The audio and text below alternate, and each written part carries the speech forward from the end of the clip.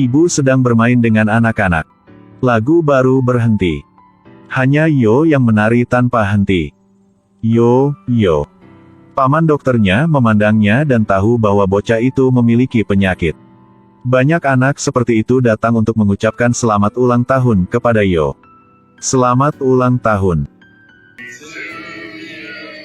Kakak Rebecca mengeluarkan kue ulang tahun.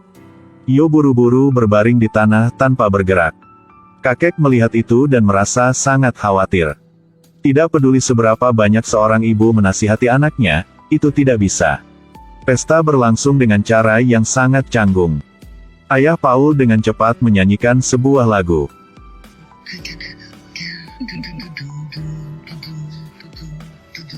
Yo segera bangkit dan menebak nama lagunya. Where Are You oleh Mikens yang digubah pada tahun 1978. Lihat bagaimana bocah itu meniup lilin. Tidak hanya orang tuanya, tetapi juga kedua pamannya merasakan ketegangan yang sama. Setelah itu, pesta selesai. Bocah itu jatuh kembali ke dunia musik. Ayah benar-benar ingin membuang headphone-nya ke toilet. Anak hanya karena sangat menyukai musik. Mata kakak iparnya membuat Allison merasa tidak nyaman. Apa maksudmu? Tidak apa-apa. Apa yang mau katakan? Kakak Eddie akhirnya mengungkapkan pikirannya. Dia menyarankan untuk membawa Yo ke dokter. Sekarang bagus. Semua konflik terfokus pada kakak perempuan ipar dokter. Di tengah malam ada suara memekakkan telinga di rumah. Memang karena Yo tidak bisa tidur. Ibu sering ajak dia keluar. Allison masih menidurkan putranya untuk tidur di mobil setiap hari. Bisakah menyalakan musik? Tidak ada musik, Yo. Bukan hanya bocah itu tidak tidur, tetapi dia membuka jendela. Ibu bocah itu mengingatkannya untuk menutup jendela berkali-kali tetapi tidak berhasil. Akhirnya Allison marah dan menghentikan mobilnya di pinggir jalan. Cukup. Sudah cukup. Hati Allison terasa sangat tidak nyaman. Dia akhirnya menyadari bahwa putranya memiliki masalah. Keesokan harinya, teman sekelas ada di kelas untuk merayakan ulang tahunnya, jadi dia mengundang teman-teman untuk datang. Hanya Yo yang satu-satunya tidak diundang. Sang ibu melihat anaknya sedih tapi tidak berani berkata apa-apa. Sementara dia bekerja. Sahabatnya bertanya anak-anak yang bergabung dengan pesta ulang tahun. Telah memakai kemeja bisbol, bukan? Allison bingung tidak menjawab. Kakek sedang membawa bocah itu ke dokter sekarang. Dia menelepon dan mengatakan bahwa dia akan membawa bocah itu ke pertandingan bisbol. Dokter dan bocah ini jelas saling mengenal. Kenapa kamu mengenalnya? Aku tidak bisa memberitahumu. Dokter memberitahu kakek bahwa tidak ada perawatan hari ini. Setelah pulang, kakek menceritakan kisah ini kepada putrinya. Tapi tak disangka, Allison merasa sangat marah. Keluar. Kau cepatlah keluar. Bahkan putranya mengira. Yang dilakukan ayahnya membuat hubungan antara kedua saudara menjadi rumit. Kakek menolak untuk mengakuinya. Paul menjadi marah dan bergegas untuk mengatakan dengan keras kepada ayah mertuanya. Jauhi anakku. Yo tidak bisa hidup selamanya dalam musik. Bocah itu dibawa ke rumah sakit terbesar di sana. Anak-anak yang dirawat di sini semuanya adalah anak-anak dengan disabilitas intelektual. Allison harus memberi putranya masa kecil yang layak. Kita undang semua anak di TK. Tapi berapa kali Yo diundang? Pakar memberi bocah itu kertas untuk memeriksa arahnya. Bocah itu harus merakit gambar tanpa bantuan orang tuanya. Bocah itu masih duduk di sana, bernyanyi dengan polos. Bahkan gambar sederhana ini dia hanya bisa mengenali lampu lalu lintas. Sudah kita mengatakannya kali ini, bukan? Anda adalah orang yang baik menyedihkan maupun aneh. Suasana menjadi sangat canggung, ahli mengundang orang tua anak itu keluar. Mereka dipenuhi dengan harapan untuk putra mereka. Anak laki-laki duduk dan mengobrol dengan ahli di kamar. Ada kasih sayang tak terbatas di mata anak itu. Pakar memanggil mereka berdua ke ruangnya. Hasilnya menunjukkan bahwa Yo menderita autisme. Ternyata melalui cara didikan orang tua juga sudah terlihat oleh ahli. Hanya saja dia tidak ingin mengatakan terlalu banyak hal yang membuat mereka tidak dapat diterima. Dalam perjalanan pulang pasangan itu saling menyalahkan. Paul dengan marah berhenti di pinggir jalan. Dia turun dari mobil dan pergi membelikan anaknya bola sepak. Anak ini memanjat pohon. Sang ayah bergegas memeluk putranya. Tapi tiba-tiba anak itu menamparkan ayahnya. Adegan ini membuat orang tua dan anak-anak di tempat itu melihat dengan malu-malu. Paul merasa sangat tidak nyaman tetapi tidak marah sama sekali. Dia mengerti anaknya autis. Menonton anak-anak bermain dan menari bersama. Sedangkan anaknya yang malang hanya berkecimpung di dunia musik. Perasaan itu hanya bisa dipahami oleh orang tua. Terutama anak laki-laki itu tidak rukun dengan teman-temannya di sekolah. Jika bukan Yo yang bermain sendirian, dia akan bersandar ke dinding dan melihat ke kejauhan. Sepulang sekolah, anak laki-laki itu akan berdiri di depan toko ibunya. Hanya punggung tinggi Paul yang menunjukkan keceriaannya. Ketika mereka kembali ke rumah, ayah dan anak itu bergaul dengan sangat baik. Allison datang dengan cara yang bagus. Dia memberitahu suaminya tentang perilaku putranya di sekolah. Dia ingin putranya belajar di rumah. Cara mengajar keluarga? Ketika keluarga masih tidak mengerti apa yang sedang terjadi, Allison mengatur segalanya. Jelas bahwa minat Allison berlebihan. Bahkan Putri Rebecca akan bertanggung jawab atas pelajaran malam. Dia Yo. Mengapa kita tidak membiarkannya terus adalah Yo. Melihat seorang putrinya yang konsisten dengan caranya melakukan. Kakek segera menuliskan pelajaran pertama. Kenapa kamu tidak bisa sedikit seperti ibumu? Kakak laki-laki dan istrinya juga tidak berdaya dan mengikuti. Pelajaran pertama Yo adalah pergi memanjat gunung pagi-pagi dengan kakek. Sebuah batu kecil dapat membuat anak itu melihat dunia yang miliknya. Di sore hari, anak laki-laki itu pergi ke kilang anggur pamannya. Bibinya juga tidak bebas sekarang. Dia membuat janji dengan spesialis autisme untuk mendiskusikan Yo. Ahli ini menyarankan untuk membawa bocah itu ke masyarakat. Setelah mendengar bibi mengatakan bahwa anak itu sedang menjalani pelajaran keluarga, ahli itu menyuruh gadis ini pulang untuk menasihati keluarga bocah itu. Keesokan paginya Allison menemukan ayahnya malas. Dia marah dan langsung membawa Yo pergi. Dia ingin membawa anak laki-laki itu ke taman hiburan. Tapi ternyata si bocah itu tidak geli. Tidak ada cara lain dia membawa Yo ke bioskop. Dia menemukan bahwa anak Yo sangat tertarik dengan musik dalam film. Anak laki-laki itu dengan bersemangat menoleh dan menggoda kedua anak laki-laki yang duduk di belakang. Dia tidak peduli apapun dan bermain dengan kedua anak itu sangat menyenangkan. Allison langsung menyela dialog anak-anak. Setelah keluar dari bioskop, Yo berlari ke dalam lagi. Melihat anak suka menonton film seperti itu, Allison memutuskan untuk mengirim SMS ke Rebecca. Katakan padanya bahwa dia sedang membawa Yo ke bioskop. Ada catatan di meja makan. Rebecca tidak ragu sama sekali dan mengangkat telepon memanggil pacarnya untuk datang makan malam bersamanya. Pacarnya cepat muncul. Dia juga membawa beberapa kaleng bir sebagai hadiah. Tiba-tiba bel pintu berbunyi. Itu paman yang membawa pulang pizza. Suasananya sangat canggung sekarang. Saya Nick. Jangan khawatir. Saya pamannya, bukan ayahnya. Nick menarik napas lega. Pamannya baik dan menyuruh kedua pemuda itu untuk datang dan makan pizza. Nick buru-buru mengucapkan sampai jumpa. Lalu segera pergi. Tapi dia tidak tahu bahwa dia menjatuhkan paket kondom di lantai.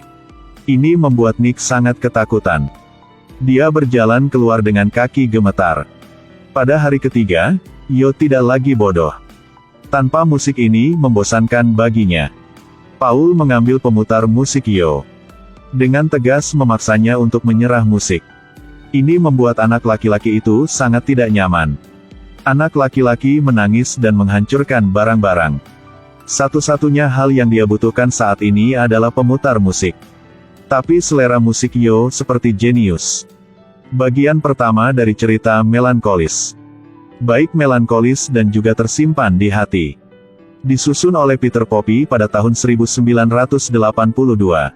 Sang ayah merasa bahwa anaknya sangat berpengetahuan tentang musik. Bibi mengambil kesempatan untuk berduaan dengan Allison. Mengulangi kata-kata ahli padanya. Tapi Allison ini tidak peduli apa yang dikatakan kakak iparnya. Keduanya langsung berdebat satu sama lain. Paul merasa sangat sakit kepala karena pendidikan di rumah untuk Yo. Allison pulang. Karena kesal dengan kakak iparnya, dia ingin mencari minuman untuk menghilangkan kesedihannya. Paul segera mengambilnya. Dan memintanya untuk menahan amarahnya setelah setengah jam baru boleh minum. Dia ingin memberitahu istrinya bagaimana perasaan Yo tanpa musik. Tapi Allison masih tidak mau mengerti. Melihat ayah dan ibunya berdebat, Rebecca mengajak Yo keluar. Lihat adiknya menyenandungkan sebuah lagu. Saat ini, hanya kakak perempuan yang bisa memahami perasaan adiknya. Anak laki-laki itu memiliki senyum yang cerah. Pagi selanjutnya, Yo berjalan di jalan yang dia jalani setiap hari. Rebecca baru saja bangun dan keluar pintu untuk menunggu dengan ayahnya menunggu mobil untuk mengambil Yo. Tetapi mereka menemukan bahwa Yo tidak pulang. Mereka berdua bergegas mencarinya. Pagi-pagi hari itu, anak autis meninggalkan rumah. Ketika seluruh keluarga berlari kemana-mana mencari, menemukan Yo telah ke sekolah.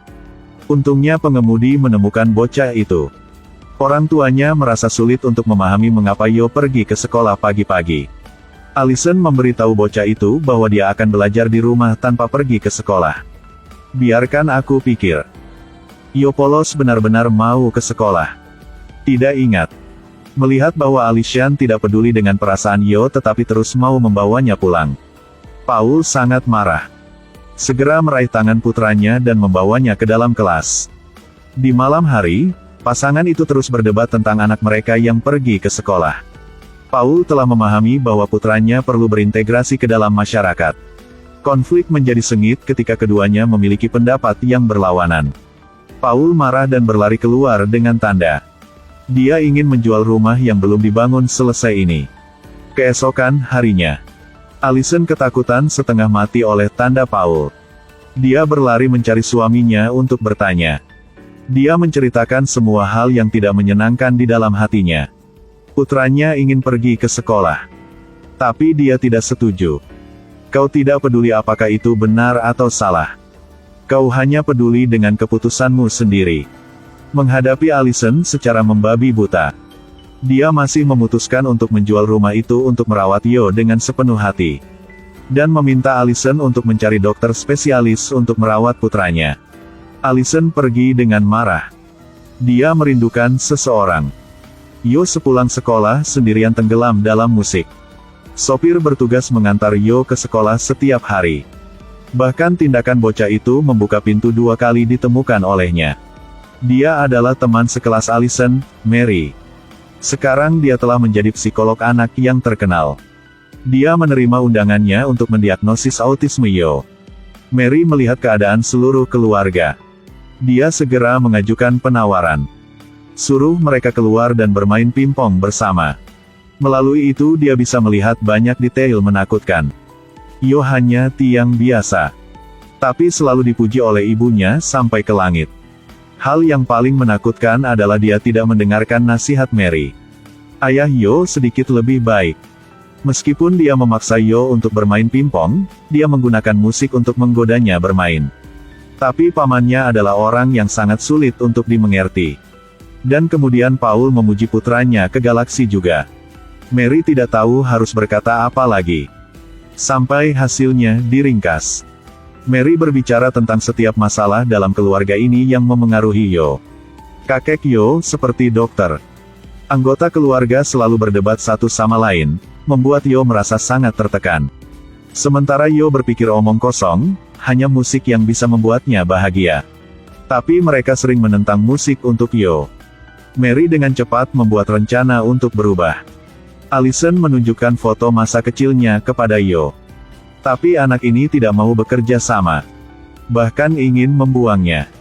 Ketika Mary mengajar bocah itu, dia memberikan inisiatif kepada Yo. Sehingga Yo bisa mendapatkan informasi yang dia ingin tahu. Setelah beberapa kali, efeknya menjadi lebih baik. Penting untuk mengembangkan cara berkomunikasi dengan anak ini. Mary menunjukkan bagaimana pengasuhan Allison salah. Allison merenung. Saya selalu memaksanya berlebihan, kan? Ya. Itu akan membuat dia merasa tidak aman. Karena dia tidak punya cara untuk menghadapi permintaanmu. Allison sama sekali tidak ingin menghadapi kenyataan ini. Malam itu ketika bocah itu tertidur. Melihat putranya tidur nyenyak, Allison juga merasa terhibur. Malam ini Paul akan berbicara dengan pembeli rumah. Adalah ayah mertuanya. Jika Paul masih ingin berbisnis, dia memutuskan untuk menjual bar untuk membeli rumah ini. Paul marah dan melemparkan tanda menjual rumah. Apakah Anda ingin minum teh krisan? Setelah 2 hari, Mary telah harus pergi. Sebelum dia pergi, dia membuat rencana terperinci dan memperkenalkannya kepada seorang dokter. Allison meminta Mary untuk tinggal. Jelas dia lupa identitas dan status Mary. Mary kesal dan berkata dia masih punya banyak anak dari seluruh kota. Lihat satu-satunya harapannya pergi. Allison jelas masih belum menyadari bahwa orang yang perlu dia ubah adalah dirinya sendiri. Apakah saya benar-benar salah sebelumnya? Ekspresi suami dan putrinya menjawab pertanyaannya. Hari ini adalah hari pertama Mary pergi. Allison canggung. Ini jelas cara pendidikan Mary ditawarkan, Allison tidak bisa mengikutinya. Permintaan Allison kepada Yo adalah melakukan apa yang tidak Allison katakan. Bahkan Rebecca diabaikan olehnya juga. Apakah Anda mendengar saya, Ibu? Allison terus menaruh harapan pada Mary. Dia berkendara 60 km ke rumah sakit untuk menemukan Mary. Menghabiskan berjam-jam menunggu. Akhirnya bertemu Mary ketika dia pulang kerja. Saya ingin mencobanya seperti yang Anda lakukan dengan Yo. Tapi tidak berhasil. Karena dia adalah teman sekelas lama, Mary memahami kepribadian Allison dengan baik. Dia berpikir bahwa hanya Allison yang mencoba mengubah dirinya sendiri yang dapat membuat putranya lebih baik. Andalah yang perlu ke dokter.